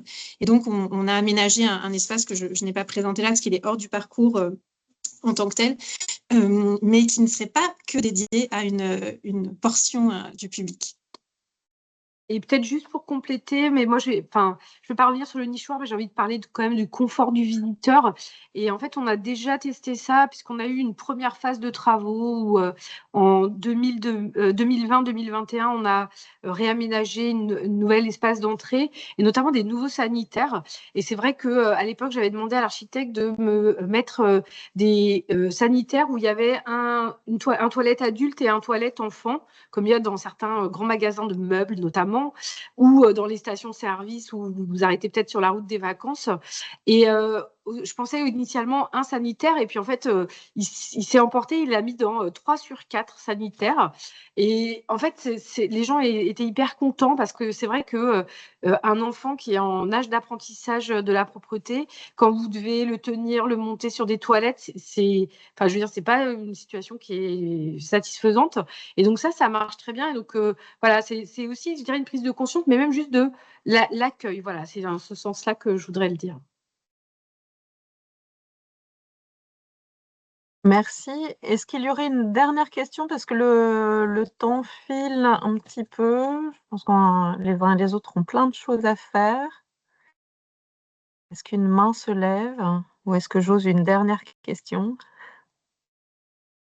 Bon, alors, j'ose une toute dernière question sur le rapport à la médiation aussi. Vous avez bien parlé les uns et les autres de ces questions d'évolution d'usage, de la manière de penser l'accueil aussi. On est revenu sur la question du partage de gouvernance. Tout à l'heure, Samuel, tu évoquais ce jeu sur les enjeux écologiques, et puis aussi la suppression des postes stricts de surveillants de salle pour être plutôt sur des médiateurs.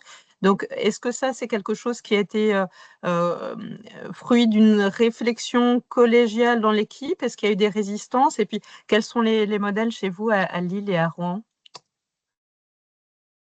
Alors en effet, ce qu'on a fait, moi, c'était vraiment une observation qui était faite au Muséum de Bordeaux. En fait, je trouvais que c'était une belle innovation.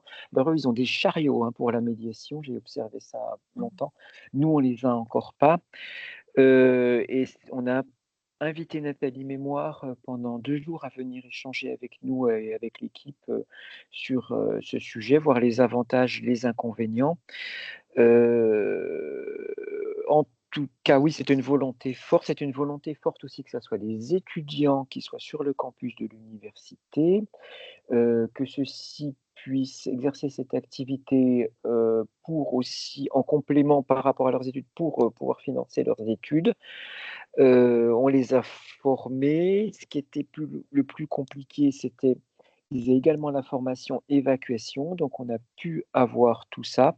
Enfin, je sais pas, moi, c'était une évolution naturelle. Pour l'instant, on n'a encore pas trop eu de problèmes de casse ou de spécimens qui ont été abîmés, et ça fonctionne plutôt bien. Alors là, comme on est encore en phase de réouverture, ça fait que 3 semaines, et qu'on a beaucoup de public, qu'on cohabite avec des groupes également qui font différentes visites thématiques qu'on propose dans notre parcours, et ces différents types de publics, on a vraiment beaucoup d'ajustements encore à faire par rapport aux fréquentations des différents espaces, parce qu'il y a souvent, faut arriver à bien se coordonner entre les médiateurs. Mais ce rapport à la médiation, je sais pas, pour moi, c'était une évolution naturelle en tout cas, qu'on puisse passer des personnels de surveillance à des personnels de médiation dans le musée zoologique, mais avec une formation solide derrière pour les médiateurs. Le deuxième poste qui est vraiment important, c'est celui qui coordonne leur emploi du temps quand même, Ça, c'est vraiment complexe. On en a 11 qui se répartissent sur la semaine. Il faut arriver quand même à ce que tout le monde puisse s'entendre. Voilà. Judith? Très rapidement, et après je vais devoir vous quitter parce que j'ai une autre réunion à l'hôtel de ville. Alors nous, on a effectivement mené cette réflexion. On faisait depuis longtemps dans le musée des formes de médiation en maraude, alors plutôt sur des événements ou des temps de forte fréquentation. On a écrit un profil de poste maintenant d'un agent d'accompagnement des publics. Donc c'est effectivement un agent d'accueil et de surveillance plus avec une capacité de médiation en maraude, mais en même temps d'être garant quand même de la sécurité des visiteurs, la sécurité des collections. C'est un peu un rôle large. On l'a testé un tout petit peu avant la fermeture, donc c'est encore peut-être, voilà, il y a encore des choses à reposer. nous, on est de toute façon en pleine réflexion sur la mise en œuvre du fonctionnement du futur musée. On est un musée municipal et dans les communes, il y a aussi des enjeux de catégorie C avec des parcours professionnels divers et variés. On sait que ça va être des choses dont il faudra tenir compte aussi. Bon, voilà, donc c'est vraiment en pleine réflexion, mais en tout cas, il y a cette envie forte d'avoir des personnes qui seraient capables de répondre aux questions des visiteurs, voire d'amener du contenu supplémentaire dans le futur musée. Merci beaucoup. Je ne sais pas si Mathilde, tu voulais rajouter un petit mot ou pas forcément. C'est peut-être un peu tôt. On est vraiment dans la même, dans la même lignée de réflexion. D'accord. Eh bien, écoutez, là, je vais être obligée de faire maîtresse du temps parce que là, on a un petit peu dépassé le créneau qui nous était imparti. Je vous remercie vraiment très chaleureusement pour vos interventions qui étaient passionnantes et inspirantes. Et je remercie aussi tous les participants pour votre venue. Donc, n'hésitez pas si vous avez différentes questions à revenir vers les référents de la FEMS, donc avec l'adresse générique de la Fédération des écomusées et musées de société. Et François, je ne sais pas si vous voulez juste dire un petit mot de la fin. Non, eh bien, vous invitez à rattraper aussi nos précédents jeudis qui sont donc disponibles en ligne. Et puis, on vous donne rendez-vous encore à 2 reprises d'ici la fin de l'année avec un épisode autour de la conservation à domicile et un épisode centré sur la médiation écrite. Voilà, puis nos rendez-vous 2026 seront également prochainement diffusés. Donc, n'hésitez pas à suivre la FEM sur ces différents réseaux. Et encore merci à l'ensemble des intervenantes et à l'AMSTI qui s'est associé à la construction de cet épisode. Merci et merci pour les remerciements dans le chat. À très, très bientôt. Bonne journée. Au revoir.